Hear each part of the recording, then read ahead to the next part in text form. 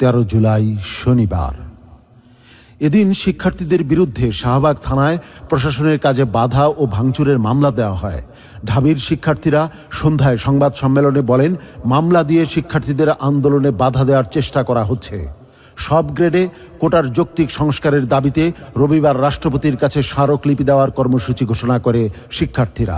আগামীকাল আমাদের কর্মসূচি থাকবে গণপ্রজাতন্ত্রী বাংলাদেশ সরকারের জাতীয় সংসদে জরুরি অধিবেশন ডেকে সরকারি সকল চাকরিতে, সকল গ্রেডের সকল চাকরিতে কোটার যৌক্তিক সংস্কারের লক্ষ্যে মহামান্য রাষ্ট্রপতি বরাবর স্মারকলিপি প্রদান এবং গণপদযাত্রা।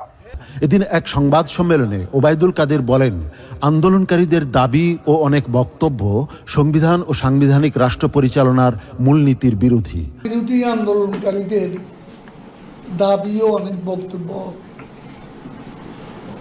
আমাদের সংবিধানের রাষ্ট্র পরিচালনার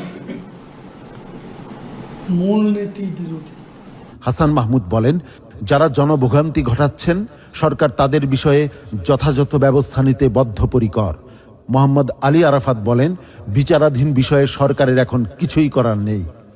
দুপুরে জামালপুর জেলার ওলামা মাশায়েখ সম্মেলনে প্রধান অতিথির বক্তব্যে ইসলামী আন্দোলন বাংলাদেশের সিনিয়র নায়েবে আমির মুফতি সৈয়দ মোহাম্মদ ফয়জুল করিম বলেন, কোটা বিরোধী আন্দোলনকারী শিক্ষার্থীদের নৈতিক দাবি সরকারকে মেনে নিতে হবে। আজকে দেখেন কোটা আন্দোলন নিয়ে কি চলতেছে। কোটা আন্দোলন 56% চাকরিজীবী হবে কোটার ভিত্তিতে। এটা সহ্য হয়?